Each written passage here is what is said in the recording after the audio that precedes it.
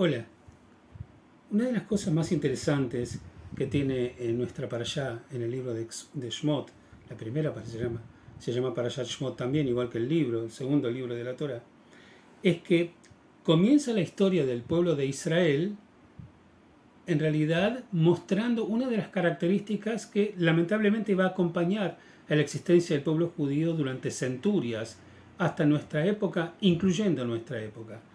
Y es esta situación de represión, persecución, dolor y angustia, y a la vez de resistencia del pueblo hebreo. Y de alguna manera parecería casi de manera profética que lo que se narra en esta primera parashá, que además refiere al pueblo de Israel ya no como familia, con Jacob el patriarca y Yosef y sus hermanos, como vimos durante todo el libro de Génesis, sino ya en el primer capítulo del libro de Éxodo, la familia se transforma ya en un pueblo, ¿no? Y el texto dice que el pueblo creció y se desarrolló. Me refiero a esta realidad a partir de que ya desde el principio el texto cuenta de que aparece como faraón en Egipto. Recordemos que los hebreos estaban viviendo Egipto desde los tiempos de José, que era el segundo del faraón, como ya hemos visto en Perashot anteriores.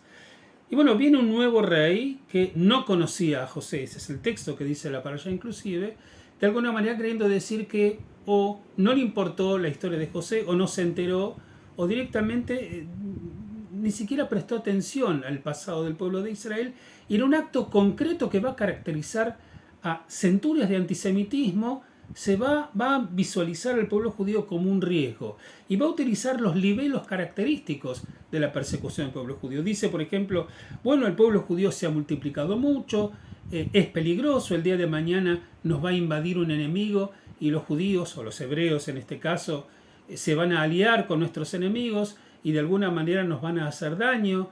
Y en definitiva, visualiza y posesiona al hebreo como un riesgo. Como lo sabemos y como lo hemos visto durante muchas oportunidades, situaciones históricas a lo largo de la existencia de nuestro mundo, ¿no? Y de los pueblos. Entonces la cuestión es que frente a esta persecución y además con argumentos, ¿no? Igual que muchas sociedades antisemitas lo planteaban, dice, bueno, lo que tenemos que hacer es tenemos que limitar, los judíos son peligrosos, los hebreos nos van a hacer daño, tenemos que coartar su libertad, encerrarlos, hacer que no puedan reproducirse de una manera peligrosa, ¿no?, para nosotros. Y en definitiva lo que va a generar esto, que es como un pequeño micromundo de lo que va a ocurrir en la historia universal, bueno, durante muchísimo tiempo después, surge la cuestión de la resistencia. La resistencia frente a la injusticia, la resistencia frente a una necesidad de luchar para poder sobrevivir. Y hay dos ejemplos concretos en nuestra parashá. La primera, como dijimos, del libro de Éxodo, donde se narra primero la historia de las parteras.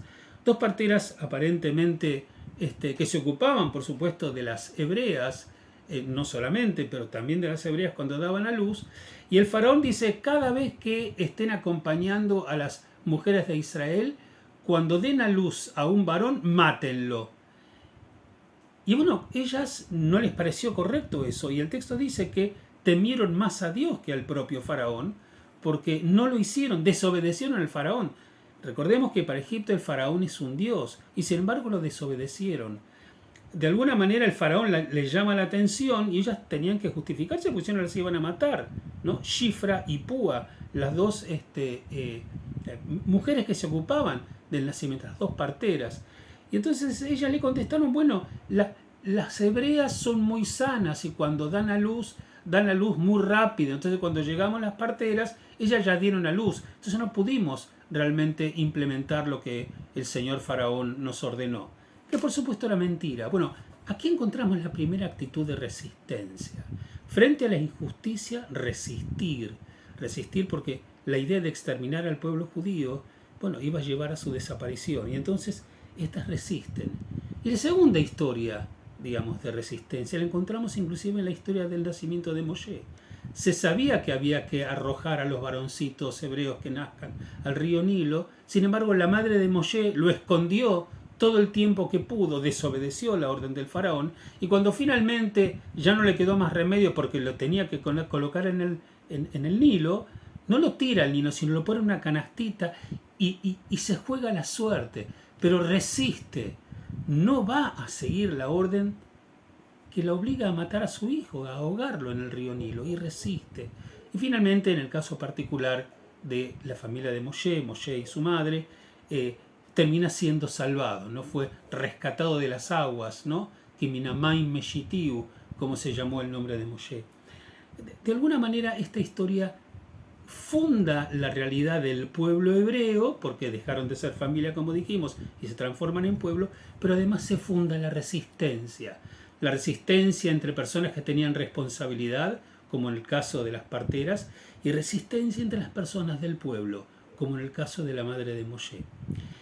La verdad es que nuestro pueblo ha sido visitado por dolores, persecuciones, como todos sabemos, durante muchos años y en muchísimas oportunidades. Qué bueno es que nunca faltó en el seno de esta historia quienes se irguieron en contra de la injusticia y estuvieron dispuestos a arriesgar sus vidas para hacer lo que corresponde. Tal vez gracias a ellos, nosotros todavía estamos aquí. Shabbat Shalom para todos.